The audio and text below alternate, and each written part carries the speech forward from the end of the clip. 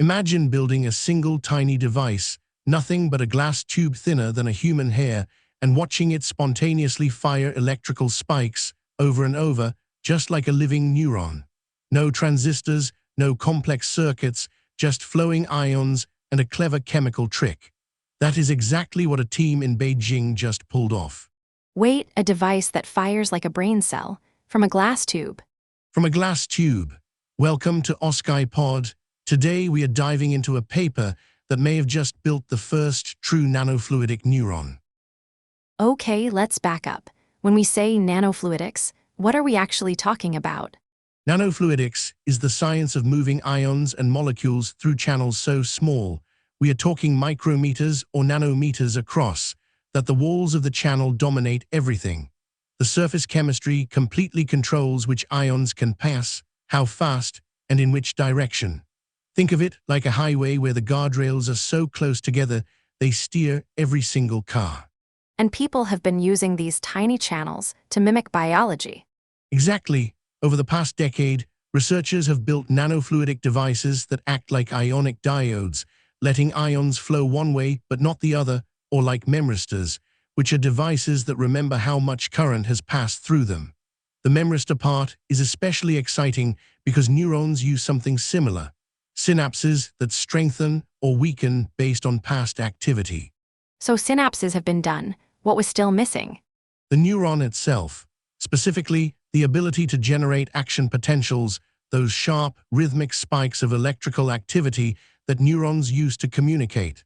Every thought you've ever had travels as a sequence of these spikes. Replicating that with a fluidic device, using only ion flow and no silicon transistors, had never been achieved experimentally. Why is that so hard? Two reasons. First, a real action potential is highly nonlinear. It doesn't scale smoothly with the input. Below a certain threshold, nothing happens. Above it, you get a full spike. That all-or-nothing behavior is tricky to reproduce. Second, the spike requires two competing processes to take turns. In a real neuron, sodium rushes in first, then potassium rushes out, and the interplay between those two events creates the spike shape. Recreating that alternating dance in a purely fluidic system had only been predicted in theory, never demonstrated in a single device. So the core idea of this paper is to build what the authors call an FON, a nanofluidic oscillating neuron. The key insight is that you can mimic the alternating sodium-potassium dance using a chemical recognition system instead of protein channels. What kind of recognition system? The device is a glass micropipette, a very fine pulled glass tube with a tip about 3 micrometers across, roughly 1/30th the width of a human hair. The inner wall is coated with a polymer brush called polyimidazolium. Think of it as a layer of tiny molecular hooks lining the inside of the tube. And those hooks grab something. They grab a negatively charged molecule called ferrocyanide. The chemical name is potassium hexacyanoferrate, and it carries 3 negative charges. This molecule has an unusually strong affinity for the polyimidazolium coating because of hydrogen bond-like interactions between the two. When ferrocyanide binds to the coating, it flips the surface charge of the channel from positive to negative. That flip changes everything about how ions move through the tube. Wait, so it's kind of like a light switch. The surface is positive, then suddenly negative. Exactly that, and here's where the cleverness comes in. The device is set up with an asymmetric chemical environment. The inside of the tube contains a mixture of potassium chloride and ferrocyanide, while the outside contains only plain potassium chloride.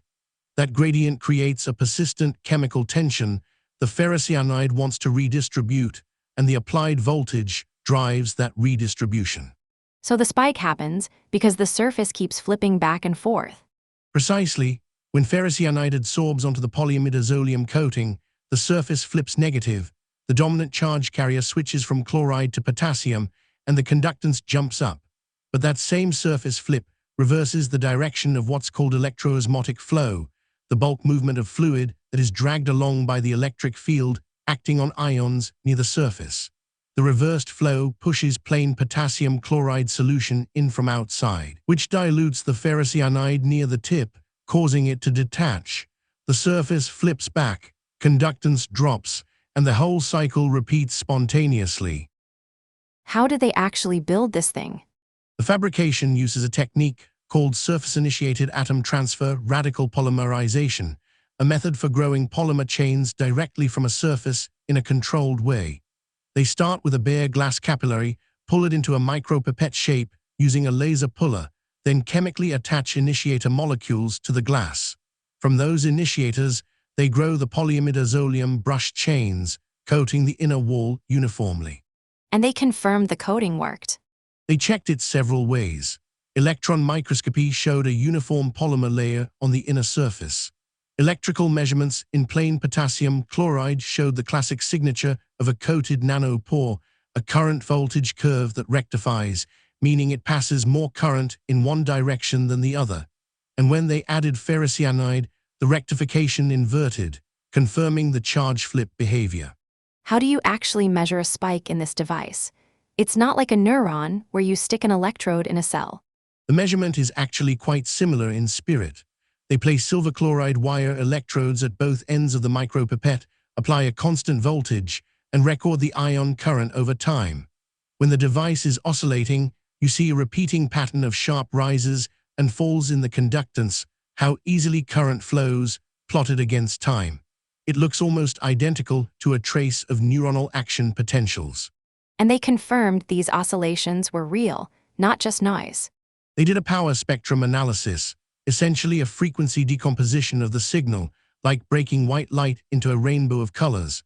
The oscillating device showed a sharp peak at about 0.31 Hz, meaning roughly one spike every 3 seconds under those conditions. The control experiment, run in symmetric potassium chloride with no ferrocyanide gradient, showed no such peak at all, just flat noise. How did they nail down the mechanism? How did they prove it was the electroosmotic flow switching? Two complementary approaches. Experimentally, they used an optical trick, a small air bubble inside a capillary connected to the micropipette. By watching which direction the bubble moved under the applied voltage, they could directly measure the direction and speed of fluid flow. In plain potassium chloride, the fluid was pumped outward at about 19 micrometers per second. With ferrocyanide present, the flow reversed direction and pumped inward at about 3 micrometers per second. That directly confirmed the flow reversal tied to surface chemistry. And theoretically, they ran finite element modeling, a numerical simulation of the electric field, ion concentrations, and fluid velocity throughout the channel, using standard equations for ion transport in confined geometries. The simulations reproduced the direction reversal and mapped out the full conductance switching behavior. They also built a compact two-equation mathematical model that captured the oscillation dynamics and matched experimental spike shapes. So what did all of this actually show? The headline result is that a single device, with no external oscillator or control circuit, spontaneously generates neuron-like current spikes under a constant applied voltage. That is the first experimental demonstration of this kind of behavior in a purely nanofluidic system. Did it really behave like a real neuron, or just vaguely spikish? The parallels were remarkably specific. First, the threshold behavior. Just like a biological neuron has a threshold below which no action potential fires, the FON showed an all-or-nothing response. Below about -2 volts, no spikes at all. Above that threshold, oscillations began. That is the same all-or-none logic as biological excitability. What about controlling the spike rate? Worked cleanly too. As the applied voltage was increased from -2 to -5 volts, the spike frequency rose from about 2 Hz to nearly 19 Hz. At the same time, the width of each individual spike shrank from about half a second down to 1/10 of a second. Higher voltage, faster and sharper spikes. This matches what neuroscientists call Class I excitability, where firing rate scales continuously with stimulus strength above threshold. That's kind of like pressing harder on a piano key. The rhythm speeds up, not just the loudness. Great analogy, and there's another neuron-like feature they captured, spike frequency adaptation. When a real neuron receives a sustained stimulus, it fires rapidly at first and then gradually slows, like a smoke detector that beeps fast immediately after a battery change. then settles into a slower rhythm.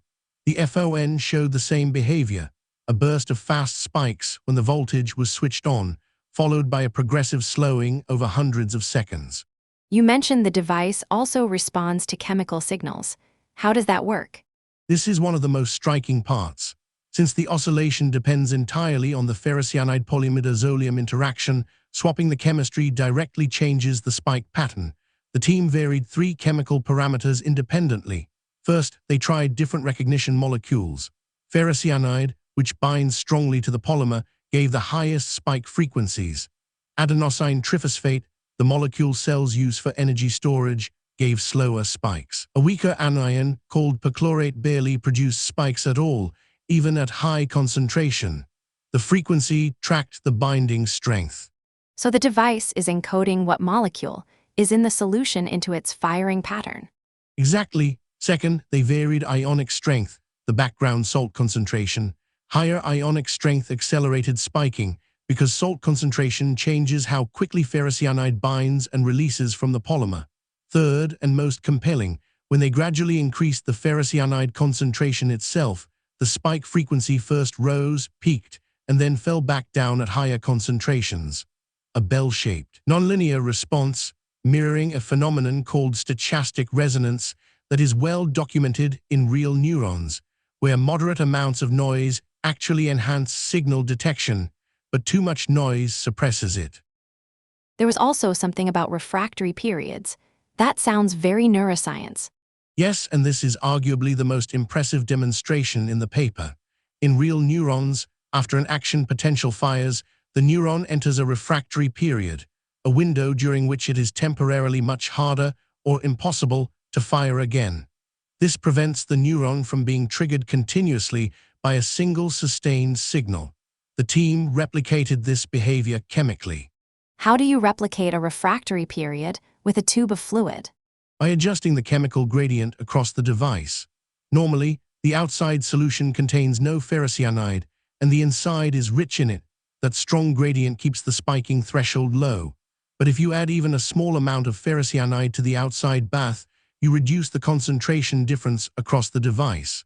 With just 10 micromolar ferrocyanide added outside, the threshold voltage required to trigger spikes shifted noticeably upward. And if you add more? With 50 micromolar outside, the threshold shifted further still. With 100 micromolar outside, even a stimulus of negative 10 volts, more than 5 times the normal operating voltage, produced no spikes whatsoever. Complete chemical silencing. The authors call this the absolute refractory state, and it directly mirrors the biological phenomenon. The device is chemically tired and refuses to fire. So the chemical environment sets the excitability of the device. That's exactly what neurotransmitters do in the brain. That's the deeper point. Biological neurons integrate electrical and chemical signals simultaneously. The concentrations of chemicals in the surrounding fluid directly influence whether and how the neuron fires. This single fluidic device does the same thing. The concentration gradient functions as the chemical input, and the spike pattern is the encoded output. No protein, no lipid membrane, no genetic machinery. Just surface chemistry and ion flow in a glass tube. Why does this matter for the bigger picture? Because it opens a path to a fundamentally different kind of computing hardware. Conventional neuromorphic chips, silicon devices designed to mimic neural computation, require complex arrays of transistors and memristors to emulate even the basic behavior of one neuron. This single fluidic device accomplishes most of that in one step. The authors suggest that arrays of such devices could form spiking neural networks that compute entirely in ionic current, the same language biology uses. They also point toward interfacing these devices directly with living tissue, where their ionic signals would be naturally compatible with real neurons. If you had to put today's surprise in one sentence, what is it? One glass tube, coated with the right polymer and given the right chemistry, spontaneously reproduces nearly every defining feature of a neuron's firing behavior: threshold, frequency coding, adaptation, and refractory state, without a single transistor. A tube that fires like a brain cell, that still gets me. The paper is a nanofluidic oscillating neuron by Tianyicheng, Zhilan He, and colleagues at the Institute of Chemistry of the Chinese Academy of Sciences and Beijing Normal University, published in Nature Communications in 2026. doi 10. 1000-41467-025-66937-9. If today's episode sparked something, share it with someone who wonders where the line between chemistry and intelligence really is. Thanks for listening to Ask iPod. Until next time.